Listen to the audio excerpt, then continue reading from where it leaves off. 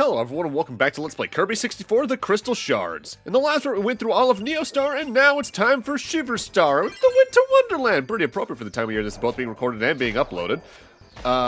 With that said, there is definitely a bit of a little dark edge here. I brought it up briefly last time, but if you look at Shiver Star's model on the World Select, the textures imply this is just a completely frozen over Earth, which, well, we're probably not going that way at the moment, but, possible ending for us. Darkest sketch. Darkest sketch.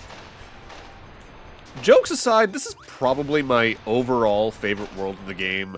It comes down to, like, a combination of the level themes visually, the music being probably some of my favorite set in the game when it comes to it fitting the tone, and also just aesthetically, it's just very pleasing. A good way to put it is, I think 5th generation consoles, as well as early to mid 6th generation console snow levels, really just have this weirdly nostalgic feeling attached to them. And it's not even think of like I played a bunch of them as a kid. There's just something about how snow is rendered in those time periods that just elicits nostalgia to me. Mind you, helps I'm from the Northeast US, where this type of visual was pretty common, especially when I was younger. A little less so now, especially in the area I now live in, where most snow turns to rain, unfortunately, and it makes me sad. Worth noting, the first crystal shard in this level is deceptively easy to miss. It's here during this Waddle Dee Slag segment. As you go over the snow mounds, there's eventually igloos you can go through. The crystal shard in question is directly on top of the second one. What's really rough about this crystal shard isn't so much actually grabbing it, because the jump is very easy to make, it's realizing you can get up there at all just by jumping on top of the igloos, I find. I think what it comes down to is that the slopes for the igloos look way too steep for you to be able to climb up them, but the sled can do so no problem. And I think this is one of the only times across these Waddle Dee sections, if not the only time, you actively do go uphill for something. So it just feels kind of weird in comparison to everything else. And the second crystal shard's immediately in this room. With that said, if you have double fire for this fight, be careful. Because you see, double fire goes until it runs out of juice, effectively. It's very easy if you do what I just did, to accidentally leave the room and not grab this crystal shard. And while you come back into the room, the crystal shard will have despawned if you accidentally leave it. So, be careful, be careful. Now, if you're trying to go for every crystal shard, I really wouldn't recommend this in any regard, but if there's one thing I can really recommend about double fire or double burn, if you're the type that likes to fly over everything in a Kirby game, this is probably your best bet, because you can just fly up as high as Kirby can potentially go, and just spam this thing to get a lot of distance forward without really interacting with whatever's below you. The thing is, though, when you use double burn, there is a cooldown after you first use it before you can activate it again. You fall about maybe 3 or 4 feet, effectively. And you'd be surprised how quickly that can catch up to you depending on some rooms or where enemies can be placed. Which is something we might even see ourselves in a few moments in the next room, because currently I'm diving under this crack in the ice, because the third crystal shard for this level is here on the very bottom right of this frozen lake. That's another one that took me a little bit long to find on my first playthrough, but I think it's because I just didn't see the point in going under the ice. Mind you, I say that, if I think back to my earliest times playing this game at my uncle's house, I want to say the furthest I regularly made it was like mid to late Aqua Star, if not early Neo Star. I only made it this far a handful of times, playing it on my cousin's N64 at the time.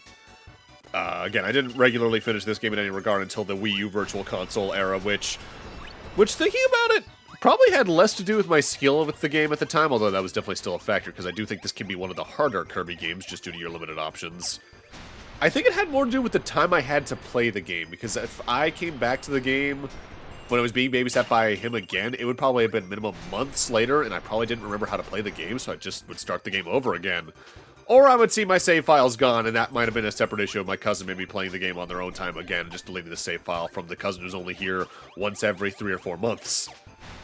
Plus, since I was only there for a few hours at a time on like a Friday or a Saturday most times in elementary school, I also had homework to do more than likely, so that also would have eaten up any potential time I would have had to finish the game.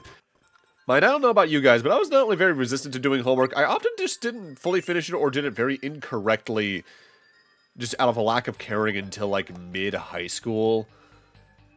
Which, mind you, that makes me looking back at my grade averages over the years really funny, because it's like, lackluster, lackluster, subpar, subpar, subpar, A student, A student, A student, college. This is one of my favorite levels in the game, mostly for its music. This is a really chill remix of Butter Building from Kirby's Adventure, and It's one of my favorite games in Adventure and Nightmare in Dreamland to begin with, so this version of it's just really nice to hear. This level is a little funny because while there's a constant bottomless pit below you a lot of the time, the bigger threat is actively the enemies themselves, and not even potential knockback as you're flying over the pit. It's mostly just because there's a lot of them in the very small area you have to work around in these levels. Because especially once we get to like the latter half or third of this stage, you have a very narrow area to work in, even compared to some of the cave stages. But I think a lot of that also comes down to the camera angle, because you spend a lot of this level with the camera facing Kirby from either like a 15 to 30 degree angle from the left or right, and there's times where that really does just mess with your movement's depth perception. It's kind of funny. While the camera system in a lot of 3D games actively just helps you position things better in 3D because you have the awareness of that Z-axis, there are times where in a game like this that's 2.5D, a slightly tilted camera does do a lot to kind of mess with your perception of space. And in games like this, they'll often use that to their advantage because they can hide things better, like the crystal shards and all that. But there's times where you just feel like you're taking a lot of dumb hits because of it as well. But that might just be me. And even then, mostly me in this. Now, I do want to make another quick moment to talk about the game's staff. The next couple of roles we haven't talked about yet are people we've already talked about a lot in other LPs, like Localization Manager Leslie Swan. If you played a Nintendo game over the last 30 years, she's in the credits for it. You're used to her. Bill Trinan as a localization member as well. That's also pretty common. Michelle Powers, though, who's the other localizer, is a little less known. She started as a tester and debugger on Hey You Pikachu for the N64, but then her next directly noted role that's not just like NOA staff or thanks was on the packaging and manual for NBA 3-on-3 featuring Kobe Bryant on the Game Boy Color. But then she's a localizer for Mario Golf, Mario Party 2, Mario Brothers Deluxe, she was a coordinator, writer for Pokemon Puzzle League, localizer for Mario Tennis in this, and then localization for Paper Mario, Kirby Tilt and Tumble, Mario Tennis. Stadium 2, she was a text editor, and then she jumps all the way from 2000 to her next credit being in Dead Space 2 and 3 on Windows and PC in the special thanks section. So another thing that makes this level a little bit rough is this specific hallway section here is very cramped with wind blowing you upwards with pits you can still fall into, but with enemies above you as well. But you need a specific power combo by the end of this level to get the third crystal shard. Specifically, we needed the enemy that just fell down into that pit. You need a Needle and Sparks combo, which is the one we've seen before where Kirby effectively becomes a lightning rod and someone's lightning from the sky. A little limited for fighting mini-bosses and bosses unless they're airborne, but it has its moments. But thankfully, as is pretty common practice in side-scrollers, enemies will respawn if you just slightly off-screen their spawn location. What makes it a little rough with this specific Spark enemy is that it has like a 60% chance just to jump off into the bottomless void below you until you get close enough that it tries to lock onto you instead. I think in my practice run, I was fighting to get that enemy to spawn correctly for like 5 minutes. It just was not wanting to try and notice me. It was like the pit was calling for it with a siren song. The reason you need this power combo is you need to break this specific block in this mini-boss room. Because if you kill the mini-boss, the crystal shard will spawn, but if you don't have Needle and Spark, you're not grabbing it because of that block that's there. And then the level just ends after that. That might be another thing that's a little bit off-putting about Kirby 64 compared to other Kirby games, is that while on our first playthrough you never know exactly how long a level's going to be, at least in other Kirby games, you know you're at the end of the level when you see the larger door that has a big star on it or some specific type of gold door type deal. Kirby 64, every door looks the same, so you have no idea whether it's going to be the end of the level or if you're just going to keep on going. Which, mind you, that's more of a mental trial than anything, because you're like, okay, I am at 2 HP, and there could be like 3 rooms left, and I might be done now. I don't know. I especially fell into that as a kid, as I was taking a lot of unnecessary hits, even compared to what I'm doing now. I don't know why. I tend to play Kirby generally pretty recklessly, but I think that's largely because in a lot of the 2D adjacent games, modern or classic, there's usually enough health items where it doesn't really matter. If I compare that with some of my playstyles and say like Mega Man, especially Mega Man X, I'm a little more reckless in those because I know I can survive them at this point from how many times I've played them. Going back to the game staff, we're actually already at the point where we reach the special thanks section, which is funny because this is actually one of the few games I've seen that has 2 of them, because there's a special thanks and a very special thanks section. The standard special thanks has Satoshi Ishida, Chieko Obikane, Hisatoshi Takeuchi, Tetsuya Natoya, Shinji Hirose, Chiharu Ito, Takaki Kazuno, Kazuhiro Mizusawa, and Jun Yamazaki before it just outright credits the entire HAL debug team as 1 credit. Satoshi Ishida started as a graphic designer for Shanghai and the Game Boy. They were then a graphic designer for Alcahest, a debugger for Earthbound, and then largely in the special thanks sections for games of Kirby or Sakurai adjacent stuff like Melee. Specifically up until Superstar Ultra and beyond, where if they were involved in a Kirby or Sakurai adjacent project, they were a member of the public relations team. Kirby Triple Deluxe, Robobop, Kirby's Battle Royale, Box Boy plus Box Girl, largely in the PR department nowadays. Chieko Obikane started as a debugger largely in Earthbound, and then they were only ever in a special thanks section again until Kirby Canvas Curse, where they were in the PR department alongside Superstar Ultra. Largely anything else they're in, Kirby's Fighters 2, Kirby Squeak Squad, Pokemon Snap and Snap Station, Smash 64, all in the special thanks sections. Hisatoshi Takeuchi, largely same deal, mostly special thanks sections, started in Snap and Snap Station. They were a support member for Smash 64, as well as a part of the package and manual team for Smash Melee. But otherwise, their most recent credits are as a planner on Pokemon Ranger 1, and as a minigame director / subgame director for Return to Dreamland on Wii. Tetsuya Notoya started as a GDV programmer on Kirby's Dream Land Original, and they were a character designer for Arcana, graphic designer for Alcahest, graphic artists for Earthbound, so they're pretty important for some iconic stuff there. HAL Lab staff for Kirby's Avalanche, illustrator for Kirby Superstar, as well as Dreamland 3 and Star Stacker. After that's where they start being more either in special thanks or just outwardly artwork team. Artwork team for Amazing Mirror, artwork for Canvas Curse, Pokemon Ranger, Squeak Squad. Their most recent credit in that regard is as an artist for Kirby's Dream Collection and Return to Dreamland. Senji Hirose started as a designer for Smash 64. They were on the debug team for Melee. And then the most recent credits are as a tester on Canvas Curse and Squeak Squad. Next up, Chiharu Ito started as a technical programmer on Japanese Pokemon Stadium 1, so the one that wasn't released over here that only had like 42 Pokemon on it. They were then an assistant producer on Susume Kaizoku, as well as producer on Lunatic Dawn 3. They then ran technical support on the Pokemon Stadium we got over here, as well as being credited in its sequel. Technical support for the Shigesato Itoi base fishing game we talked about in another LP. Worked on Sis Dolphin support for Smash Melee, which we already talked about. Development environment team, so probably engine level team for Wii Play and Wii Sports. And the three most recent credits are technical support or as a supervisor on Dream Collection, Kirby's Return to Dreamland, and Smash Brawl. Takaki Kazuno started in mostly special thanks sections in this and Kirby's Dream Course, but they were an active developer by the time they were on Shiver and the Wanderer 2 on N64. They worked on Sis Dolphin support for Smash Melee, development environment team, so again, engine level stuff for Wii Play and Wii Sports, and then special thanks or technical support is the rest of their career thus far that's listed, specifically on Forgotten Land, Dream Buffet, Return to Dreamland Deluxe, and Forgotten Land Switch 2 release. This game is actively Kazuhiro Mizusawa's only special thanks credit. After this, they're entirely on programming or technical support, specifically on Melee, Kirby Air Ride, Pokemon Ranger, Kirby Mass Attack, Kirby and the Rainbow Course, Battle Royale, Super Kirby Clash, Forgotten Land, and Forgotten Land's Switch 2 version. Wrapping up the special thanks is Jun Yamazaki, who was a programmer on Earthbound, technical programmer for Japanese Pokemon Stadium 1. Then they were in the special thanks for Snap and Snap Station, technical support again for Pokemon Stadium 1 here in the West. After Kirby 64, they were on Shiver and the Wanderer 2, Pokemon Stadium 2, but they were mostly just credited as a member of the staff of Pokemon Stadium 1. And then they were last seen as working on the Sis Dolphin stuff for Melee.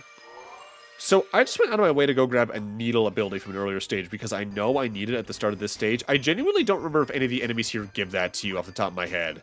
But the first Crystal Shard on this stage requires Needle and Stone, and I know there's a Stone enemy right next to it, but there's not a Needle enemy right next to it, so just to be safe. This is another one of my favorite songs in the game. Which is nice in another way because if memory serves, this is another song that ended up showing up in several games after this. Kirby's really good about doing that. Largely, even if a soundtrack's really original, they will go out of their way to remix some fan favorites or an unexpected song here and again just to revisit it. And while I get some people probably prefer an entirely original soundtrack, there's something about Kirby bringing back its music that just feels nice in a way. Especially when it's one of the more tense songs like this, because most of the Kirby music that gets revisited is stuff like Butter Building, which is largely a little more happy-go-lucky. So for this Crystal Shard, you need to take advantage of the fact that when you let go of the Stone Needle Drill, it launches forward for a good little bit. You can do that through a wall like this to destroy these blocks and grab the first Crystal Shard for this level. So next up in the game's credits is the very special thanks section I shouted out earlier. Before I get into the individuals they directly credit, let's talk about the other things that are in there. We got Super Mario Club, which we've covered before, pretty standard stuff. We got a general credit for Nintendo of America's product testing, but also I think this is the first credit we've seen across my LPs for the Treehouse in specific. And if you don't know about the Nintendo Treehouse, it's effectively the big name group for their localization arm. And they've done a lot of work over the years with outwardly just showcasing games before they come out. There's entire Nintendo Treehouse live streams just where they talk about the development or the project itself in more depth than an initial trailer, especially after a Nintendo Direct. As for the individuals actually credited in the very special thanks section, we got Minoru Arakawa, Manabu Fukuda, Gail Tilden, Yoshihiro Ikebata, Hironobu Kakui, and Hiroyasu Sasano. Minoru Arakawa, in their rare credit that's not in the special thanks section, is either as a director, like on Crystallis for the Game Boy Color, or as a producer in things like Wave Race Blue Storm, or Cruisin' USA, Super Punch-Out, all that. They were actively the head of Nintendo of America, I think, until the early 2000s. I think specifically they were Hiroshi Yamauchi's son-in-law, so the son-in-law of the overall head of Nintendo up until, I think, what, the mid-2010s when he passed? Manabu Fukuda started as a producer on Earthbound, but was largely in special thanks sections as well moving forward in their career. That's because I believe he was one of the business developers for Nintendo for several years, and then eventually became senior vice president and executive vice president at Nintendo at various points in his career. Gail Tilden was a marketing executive for Nintendo as early as '83 and was partially responsible for the NES's early advertising and marketing push that led to it becoming the staple it was for so long. But largely when it comes to direct credits in games, coordinator on Pokemon Red and Blue, but largely NOA special thanks or NOA squad for things all the way starting from 97 up to, I think, about 10 years later when she left to help out some startups here and again. Next up is Yoshihito Ikebata, who started on this actual very special thanks section, but then they were technical support for things like Pokemon Stadium 2, Mario Advance 2, Metroid Prime, production coordinator on Pokemon Coliseum, supervisor on a lot of Game Boy Advance games, but their most recent credits are things like being a co-producer for the 2022 Nintendo Switch Mario Strikers game, Luigi's Mansion 3, Bayonetta 2 project manager and all that, Metroid Prime Fed Force, the supervisor. From what I remember reading about him specifically before recording, I want to say his major role is actually being like an outreach from Nintendo themselves as a whole company to their second parties or external developers to oversee projects like Metroid Prime, for instance. Next up is Hironobu Kakui, whose first credit was in the special thanks section of Super Mario World. But their notable credits that aren't directly tied to stuff like that was being like on the Super FX staff for Star Fox, hardware support for Earthbound, technical support for F-Zero X, Ocarina of Time, and 1080 snowboarding. A lot of technical support or debug support across most of their career, and that's largely because I think they were the manager for the technical support division at Nintendo. So me, probably my favorite power-up to use in the game, Spark Cutter. You get to use Darth Maul's lightsaber, and it's really good because it's one of the few attacks you can actually use while moving, and you move at full speed still. This is really good at just mowing through enemies and mini-bosses. I think Kirby does put away the lightsaber after a little bit, but yeah, this is really good. This is like the fan favorite one to joke about and use in this game at large. And it helps that, you know, Phantom Menace came out the prior year. The final person in the very special thanks is Hiroyasu Sasano, who was a technical supporter on the original Mario Party, and then technical support on Paper Mario, Pokemon Stadium 2, Mario Kart 8, as well as Mario Kart 8 Deluxe. They were also in the special thanks section for Twilight Princess and its HD remaster on Wii U. Next up in the credits is the overall project manager, who is Takashi Saito. His earliest credits are all as a designer, specifically on the one Lolo game before Lolo, Eggerland Make You no Fukatsu, we've talked about a couple times, a Golf Force spin-off game on the NES, Golf Force Eternal Story, character designer in Kirby's Adventure, director of Kirby's Dream Course in general, project manager for this. After this, they were on the development environment team, so engine side stuff for Wii Play and Wii Sports, and a character artist for Return to Dreamland Deluxe is their most recent credit. Next up in the dev team is the progress manager, who is Kimiyoshi Fukui. They started actively being in special thanks section, namely in Yoshi's Island and Pilot Wing 64, but they were a project manager or a progress management member in either Wave Race 64, Mario 64, Mario Kart 64, Ocarina of Time, F-Zero X, 1080 snowboarding. Their most recent credits that wasn't a remaster or re-release was actually this. After this, they are in the progress management team for Ocarina of Time Master Quest, Ocarina of Time 3D and Star Fox 64 3D, but those are all largely re-releases. This room is surprisingly tense. We're being pursued by robots that are pushing these electrical walls all over the place that can outright damage you, but they're also liable to crush you against any object. But you need to run fast to not only get healing items along the way, but also the crystal shard at the end of that room. But make sure you pause on top of this wall, because there's a second robot pushing another wall from the left here, and I have died to that one crushing me because I forget it's there more times than I'd like to admit.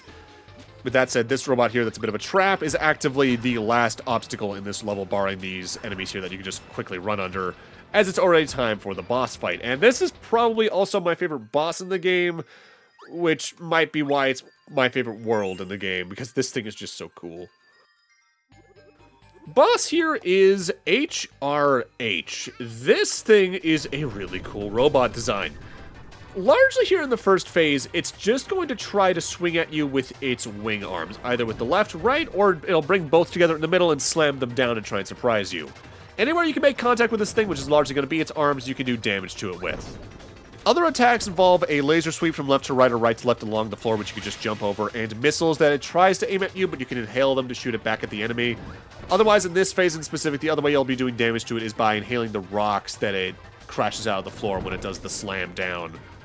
Once you get the health bar done, it's going to actually also get a name change. It's no longer HRH, but now it's going to be a transformer and become HRE. In this phase, you need to hit it on the nose of the ship, so to speak. And it's either going to snip at you with its claws, fire rockets at you from above, or try to kind of just ground pound you with its exhaust fumes. But if you just hug towards the right and then run left, you can avoid that completely. Worth noting, this is an auto-scroller, but it does actually have a timer. I think after like 3 or 4 minutes, the mech will transform and there will be no more platforms that spawn in and you'll just die. It's kind of like a specific boss fight in Sonic Adventure 2. If you know, you know. But that's Shiver Star done. Time for the final main world.